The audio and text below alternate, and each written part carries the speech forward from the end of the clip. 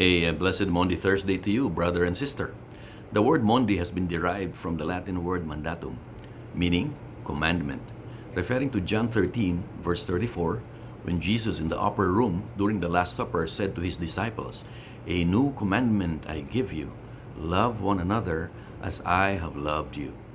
My reflection, brother and sister, on today's gospel starts with a question. What do you and I typically do when faced with the reality of the most painful trial or crisis in our own life? Today's Monday Thursday Gospel from John 13, verses 1 to 15, starts with Jesus' mind confronting the extreme agony that awaited him. Verse 1 starts with these words: Now, before the feast of the Passover, when Jesus knew that his hour had come to depart out of this world to the Father. And may I continue verses 2 and 3. And during supper, when the devil had already put it into the heart of Judas Iscariot to betray him, Jesus, knowing that the Father had given all things into his hands, and that he had come from God and was going to God. In other words, brothers and sisters, it was clear to Jesus at this point in the Last Supper that in a few more hours he will have to personally bear the passion and suffering leading to death on the cross. He was, in the parlance of death row inmates, what they would call as a dead man walking. Brother and sister, how could the feeling be like? What could the feeling be like? Imagine watching the bloody movie, The Passion of the Christ, playing high definition or HD in the cinema of your mind.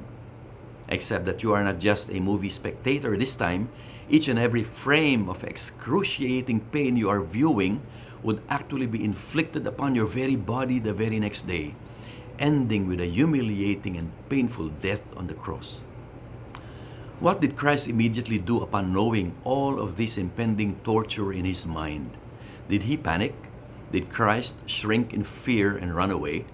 Did he lock himself up alone in a room in desolation? Brother and sister, this is what Christ did. Verse 4 continues, He rose from supper, laid aside his garments, and girded himself with a towel. Verse 5 says, Then he poured water into a basin and began to wash the disciples' feet and to wipe them with a towel with which he was girded. Can you imagine this, brothers and sisters? Hours away from extreme torture and death, Jesus stooped down to do the lowest deed, to wash the dirty feet of his disciples. By this example of lowest unclean service, Jesus had set the highest and purest example of how we should serve others rather than think about his own impending suffering. I remember my wife Nini, brothers and sisters, back in 2006. We just finished the first day of her painful 40-day radiation in St. Luke's Hospital to treat her stage 3B cancer then. We were in the car, rushing home so that she can catch some rest, when Nini said, "Papa, can we stop by the medical city?" I asked her, "Mama, we just came from the hospital, why?" And she said, "My cynical friend from Singapore, Claire, just arrived in Medical City for a thyroid cyst operation and she must be very anxious. Can we pray over her, Papa?" And so we went to Medical City. There was my wife, fearful and uncertain of her own healing, and yet choosing to minister to another wounded warrior. Years later, both Nini and Claire would survive and overcome their serious sicknesses by the grace of God. You know, brothers and sisters, the present COVID crisis is a battle with an invisible enemy that threatens you, I, and our families in a very serious way, and understandably has infected the world with great fear.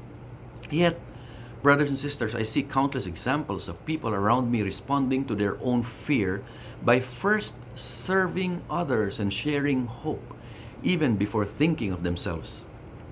For example, my teammate salespersons in the office, rather than do panic shopping on the very first day of lockdown, asked themselves, what can we do for Jose, John, and our contractual janitors and messengers and tea ladies who are on no work, no pay status?